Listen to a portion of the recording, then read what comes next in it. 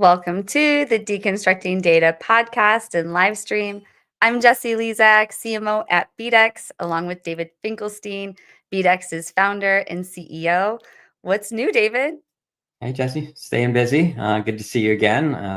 Heard you had your retreat last weekend, and I heard that went well. So congratulations. Thank you so much. Yeah, it was awesome working with your daughter, Amy. We were talking about a little bit pre-show. Really cool to meet her, and obviously she's super professional. And I'm guessing she learned it from a little bit from you and probably your wife as well. Yeah. But yeah, no, it's just funny. I can definitely see a resemblance in her with you. But the retreat was really great, thanks to a lot of the vendors like your daughter and her partner, but I digress. We have a really great episode Yeah. for today. But before we get into that, I want to can I plug your daughter's agency? It's called B&A Coastal. Mhm. And am I saying it correctly? It's or B&C Coastal. Yeah, B&A. Yep. B&A Coastal, yes, it's their Yep. names, Brooke and Amy. But they really did a great job, super highly professional. But anyway, I digress because today on Deconstructing Data, we're thrilled to welcome on Laura Forrester, and she's an award-winning marketer and strategist who leads with relentless enthusiasm for both empowering ideas and people, of course, with data. And as director of US brand strategy at Gravity Global, Laura combines the art of human-centered design with data-driven insight. So welcome to the show, Laura. Hi, David, and Jessie, just so excited to be here today, just delighted. So thank you. I just really wanted to say that I've always been sort of fascinated by that intersection of human behavior and creativity. So I like to think that like every step in my career, whether that's fellowships in DC to a master's in philosophy from Trinity in Dublin to now agency positions, it's really been about translating that complexity into clarity and helping brands really connect through stories that matter. So thank you so much for letting me be here. Yeah, absolutely. We're excited to jump in. But you've given us a little bit of background, but why don't you, for our viewers and listeners that don't know about you or Gravity Global, why don't you give us a little bit more background about you and how you became director? What is it? You have a long title. Director of US Brand Strategy at Yeah. Gravity Global. Yeah, happy to do that. So I have always sort of started in the sort of creative and strategy side. That's kind of my academic background is in English and philosophy. And then I kind of worked my way through the agency world, starting in DC, internationally with Edelman, and also in regional and boutique agencies across the country. I think just to not go through that whole sort of hero's journey, but if there were a through line, I think of both my work and also sort of my pursuit, it's really this combination of resilience and hope. I often share a fun fact that when I was born, they gave me sort of 30% chance of living. So that's a data point that we can totally deconstruct because I'm here kind of ensuring that stories are told, people are empowered. And really, I've always believed that optimism and data both tell us what's possible when people are at the center. What drew me specifically to this role at Gravity Global, we are truly a global agency. We have 14 proprietary offices, 400 some folks from the West Coast of the US all the way to Vietnam and beyond. And I think what drew me to that is the opportunity to connect people, analytics, insights, sort of brand storytelling at scale for global attention. And I think that takes a real rigor in the craft of strategy. That's awesome. Well, thank you for sharing that. That's really helpful to understand your background and how you got to where you are today. Yeah. And clearly you're a storyteller. So let's jump in and talk about data and storytelling. Let's do it. Yeah. So this is our first topic, a powerful marketing duo. Let's hear what you have to say about that. Perfect. I think oftentimes my sort of first point is that data and storytelling are often viewed as sort of opposites, right? One really rational and sort of driven by sort of analytics, and one really emotional. But for me, the unlock is that they can be a powerful force when used together. The data can tell us what's happening, but the storytelling tells us why it matters.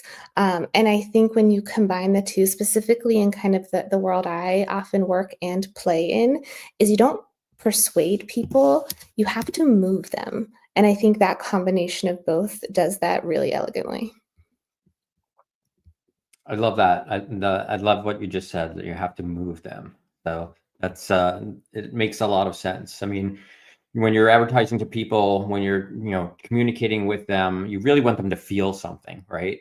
And that's really the goal. It's not just to throw something at them and hope that they're gonna click on it. It's about resonating with them, right? It's about Yeah. really helping them and making them feel something and want to engage with you. Yeah, absolutely. And I think what's interesting, specifically about Gravity, which is why I was so attracted to them, is when we talk about brands and having them be high performing, we often talk about sort of the pillars that can fuel performance, being sort of fame, admiration, and belief. And those are true sort of emotional, psychographic powerhouses. But the data allows us to help find where those pieces are, where we can draw attention fueled by those three pillars, so that ultimately we really are building stories that connect and make sure that they're getting the attention they deserve. And if we're doing our job right, a disproportionate amount of attention from the competition, if there is some.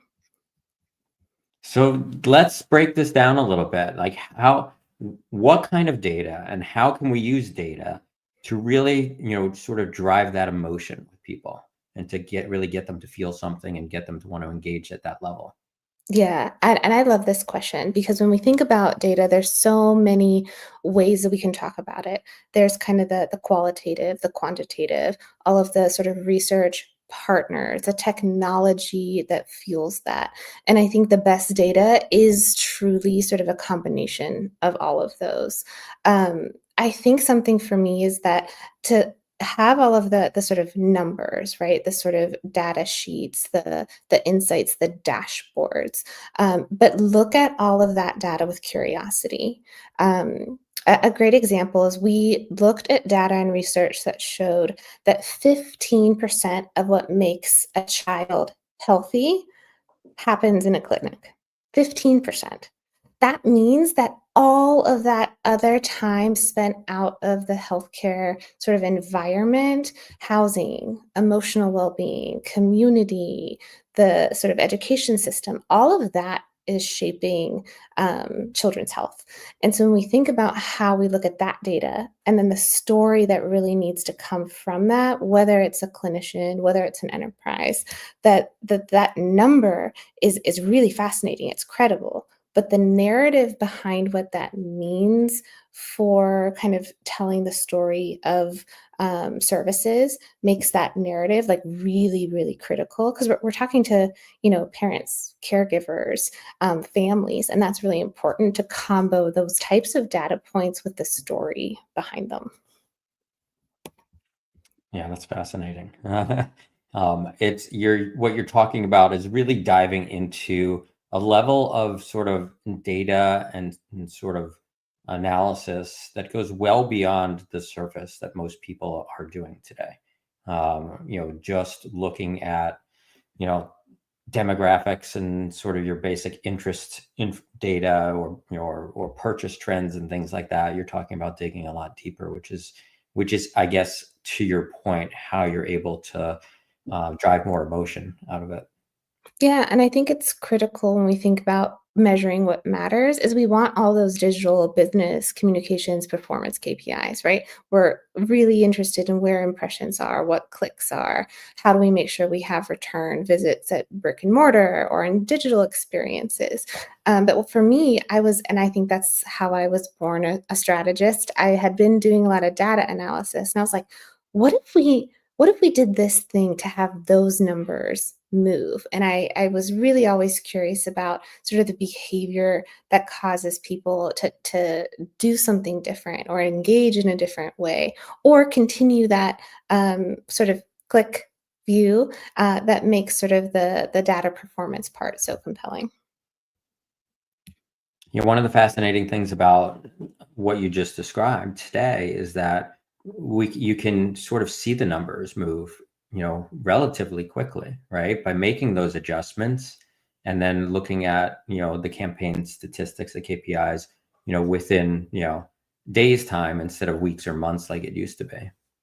Oh my gosh, yeah, and I think, we can probably go on and on, we'll have a whole separate episode about this, but I think we now have such a surplus of data, that I think when we talk about kind of like our role as agency partners, we can make beautiful things, we can help drive different performance on channels, but it's also being their thought partner on, like, what does this mean? How can we take that and really ensure that the work that they're doing is performing on all of those levels, resonating, driving sort of their business and comm goals.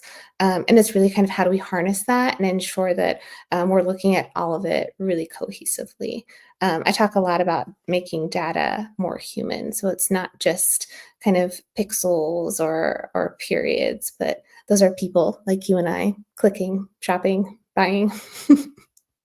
Yeah, absolutely. And we take that to heart in our business as well, and in the audience building that we do, and understanding that these are real people, and some of the work that we do in modeling, because like we'll model um, first party data to build an audience based on that, like a lookalike model. But rather than just looking at a handful of data points, like we'll go as deep as we can to look into sort of a lot of the more detailed data about a consumer to build that audience. Sometimes that means you get a much smaller audience. But what's really interesting about that is you know that you're getting a much more targeted audience. You're reaching the people that will resonate better. Yeah, that's fascinating, David and Jesse. And I say sometimes that we now have enough data to get close enough to insult somebody or inspire them, right? We have all of this information that I think as we kind of move into the next evolution or era of marketing, storytelling, it's going to be that balance, right? Of how do we ensure that those numbers support narrative? So we're close, but close in the right way. Yeah, I think we're also really close to building out the capability that, the sort of the narrative. Let's we're using this term, so let's build on that. The narrative that you may have with me as an advertiser trying to advertise for me would be Mhm. completely different than that with Jesse or with you, and that you can actually build that. You can literally, we're to the point now where you can be that targeted so that you're telling maybe a different story that's going to resonate with me and versus a story that's going to resonate with you, but they're still meaningful stories. They're just related. They're what moves me or what moves you versus telling kind of everybody the same story and expecting the same result. Yeah, it's absolutely true. And I think there's something, it's in kind of our prototyping at the agency now, but we have a artificial intelligence center of excellence. And we're really close to creating synthetic audiences too. So taking all of that information and starting to create a way for a brand, a company to ask questions of their sort of Mhm. engineered audiences in a way that's really compelling. And so our balance, and at least my balance as a strategist, is like that is incredibly exciting and makes everything faster, more efficient. But also, I think it's really critical that we keep that data really sacred, right? Make sure that that synthetic audience also is really fueled by the kind of real world experience. Yeah, that's awesome. That's amazing. Just funny to think of it as a synthetic audience. I mean, the future is here, right? The future is here, and if we have any real audience members listening, be sure to plug in your comments and questions as we're going. We are having some issues on our LinkedIn link, I think because we originally posted this event, I don't know, last spring and then changed it. I'm not sure if that's why, but it is streaming fine on your LinkedIn, Laura, Great. and on YouTube. So head on over there if you're having any issues and let us know what you all think about what we're saying here. But I'm looking forward to hearing about the next topic, the divine in data, finding the narrative. So tell us a little bit about that, Laura. Yeah, so this always is a little controversial topic when I bring it up because people see the word divine and get a little spooked. But for me, it's that when we talk about that feeling, that like otherworldly part of a story, I always equate it. And again, I get a little imaginative, but that kind of moment, if you've been in sort of a library and it's really quiet and everybody's reading, and that there's something about the sort of quiet electricity that moves through those stories. And that for me is that divine in data. How do we make sure that kind of all of that synthesized information is really compelling? And to do that, for me, sort of the divine in data, finding what we're calling the narrative or the story is really about reframing or reimagining. So when we as strategists or thought partners or advisors explore the different stories inside the data, not just the number, you all of a sudden uncover that sort of human truth that fuels innovation. And I want to clarify the word innovation. A lot of people use it. For me, innovation is problem solving differently. I often say inherent in unlocking the best ideas is asking different questions. So for me, that idea of like, if we could reframe, reimagine what's happening here, we might get that beautiful library aha moment that's both quiet and really powerful. Yeah, and I think that to your point, a lot of the AI tools out there today are sort of helping with that, right? Enabling us to do a lot more understanding of data.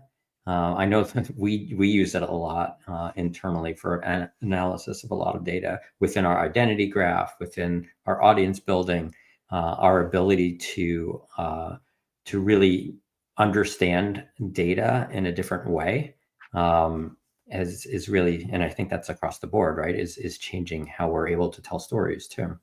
Yeah, and this might sound like a kind of a universal phrase, but I think it's so true, probably now more than it has been ever. But the art of marketing, branding, being a business partner is nothing without that science. And I think technology, whether it's artificial intelligence or otherwise, gives us data-driven confidence to make smarter decisions. It's still human interpretation that turns data into meaning, but for my team, tech, AI, our different types of tools are enablers of performance, are enablers of empathy. And I think when we use those tools to understand, not just kind of target, that's when that data becomes really divine. That's when it's really kind of starting to blend where we are in a state of kind of art and tech.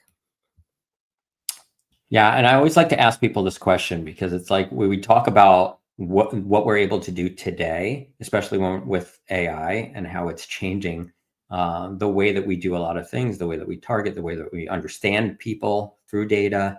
But I always believe that we are like really only hitting the very tip of the iceberg, and I think there's going to be so much more change that we'll see in how we're doing all of these things over the next few years. So my question to you is, what do you think about that? Like, where do you think we're going? Like, how different is the universe that we're talking about right now using data, to build a narrative and understand how to communicate with people? Like, how do you see that changing over the next few years? Yeah, not to kind of follow your metaphor too much, but we're on a whole different planet already. Yeah. Gravity just hosted an AI conference in Minneapolis, where one of our offices is, called Signals, and this is one of the kind of common questions: what's changing, what's not changing, what do we think the future holds? And we are living in a present time where innovation change has never happened so quickly, from Mhm. tech adoption, app signups. So right now, this kind of state of like, oh, is it going to calm down? Absolutely not. it is going to continue to kind of completely reform how we work, play, study. So for me, I think to simplify that a little bit, I think we also support clients on their own kind of tech and AI journey, but ultimately, like the power to harness and create and collaborate with that volume of data is just extraordinary. There are partners and tools that are doing things that are really on the forefront of changing our planet in a way that's like, I think, really exciting. And I think some people have sort of a hesitation or perhaps a little bit of fear around all of that change. But we've always been changing. We've always been kind of evolving and communicating differently.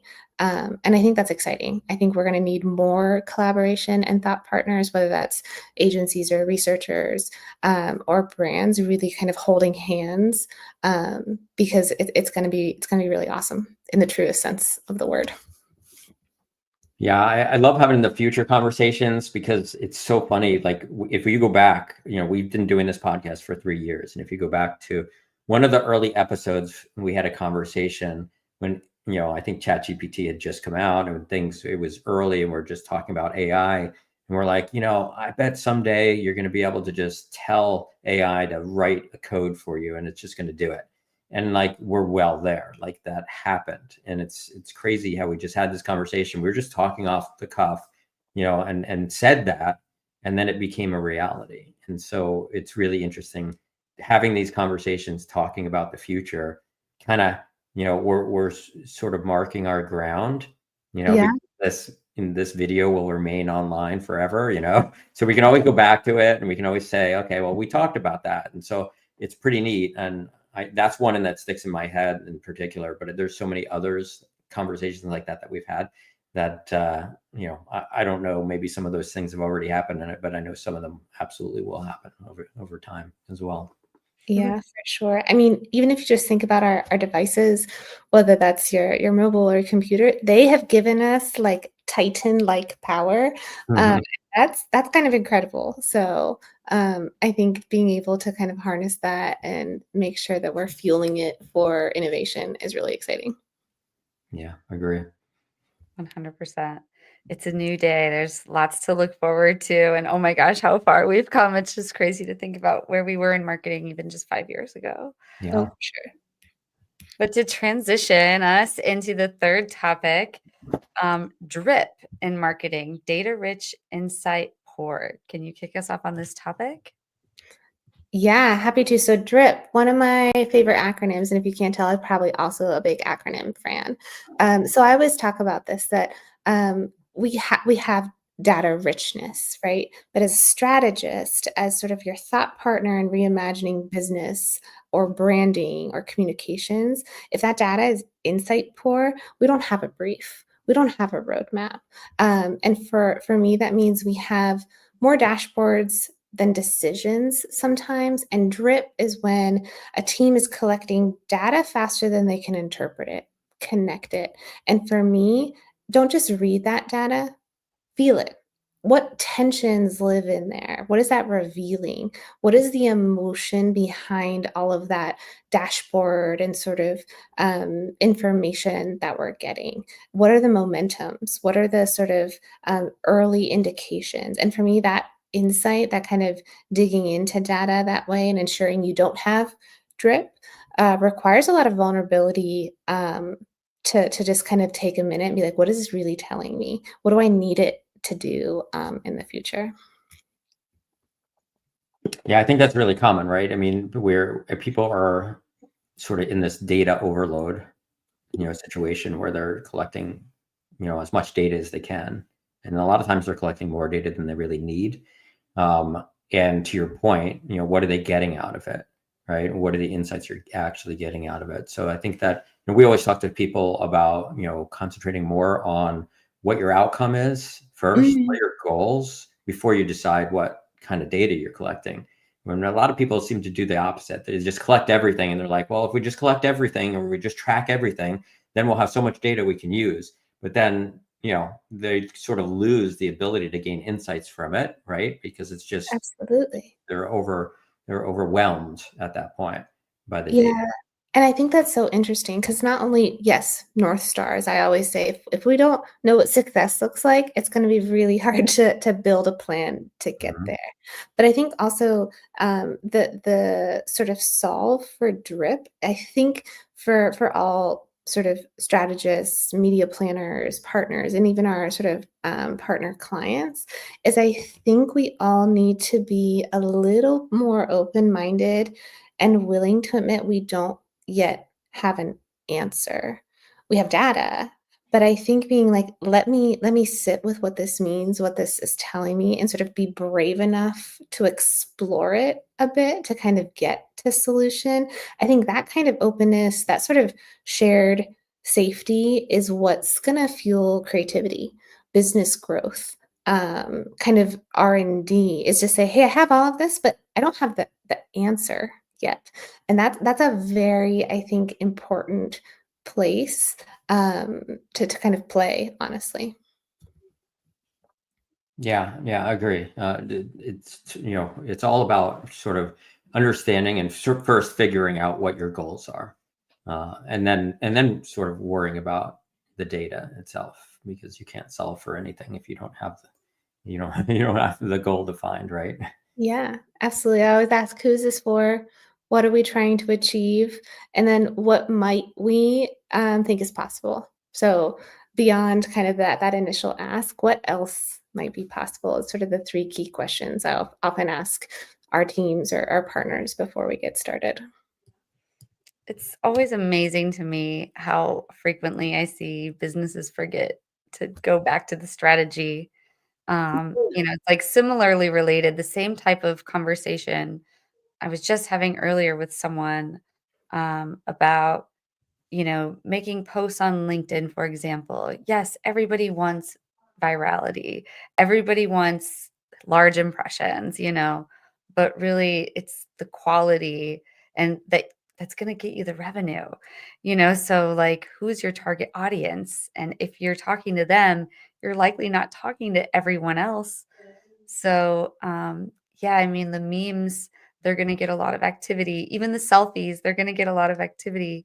But, the real meat and potatoes that like make your audience feel emotionally seen are going to be the ones that draw them in. And it's the same thing with data.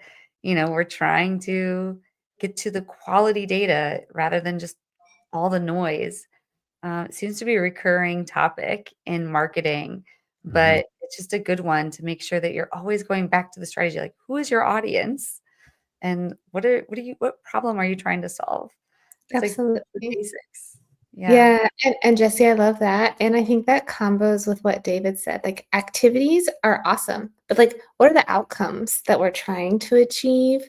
I think keeping those, in balance is really critical. I had mentioned, I think that, I have some background in human-centered design, which has origins in, like, product design, but really powerful for behavior change, and I have to tell you that, like, it's not wrong, but leaders, people, product owners have been incentivized to make first. We want to solve problems like right away. We're like, oh, this, I see this, I need a solution, and less time in that sort of discovery phase. So I think even teaching people, which is a lot of what I do on like asking who's this for? What are we trying to accomplish? What do people loathe about your experience right now? Not being afraid to ask that ensures that we're keeping that strategic foundation really solid. And then we can go make, build, create, imagine anything. But let's spend a little bit more time in understanding the problem versus solving it first. 100%. Yeah, absolutely. Anything else either of you would add on this topic? I mean, what was the DRIP was a acronym. What was the Yeah, acronym? data rich, insight poor, Oh, DRIP. okay. Get those drips out of here. We don't want them. Good The lesson. leaky faucets on our side. Well, thank you for sharing that. Anything else on that topic you'd like to share before I move on to tech stack? I don't think so, not on my end. because we would love to hear what are some of your favorite tools in your tech stack that empower you and your team? Awesome. So this is a great question, and I have been thinking about this because there's so much. And I actually, because I had the opportunity to kind of just think about this for a little bit, I have three sort of tech partners, tech stack that I just kind of wanted to highlight, and that two we use, and then one is just a partner that's fascinating when we think about technology.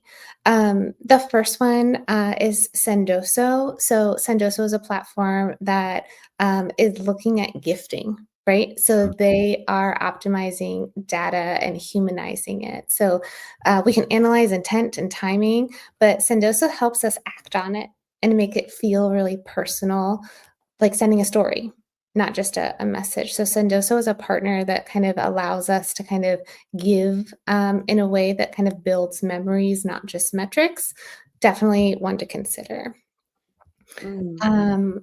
The second one I think is really intuitive and kind of integral to kind of our tech stack is demand base. So when I even think about translating data into stories, they're a great example of that. So taking all those almost anonymous signals, web, intent data, engagement, and turning them into a narrative, not just about who's clicking, but why. I think tools like demand base and others are that bridge gap between performance and human behavior. And that's kind of where, as strategists, we really need to live. Uh, the final one is just fascinating in their partner, and I want to give them a shout out because hearing them talk, listening to what they're accomplishing is just remarkable. Histosonics. So they are outside of the marketing world.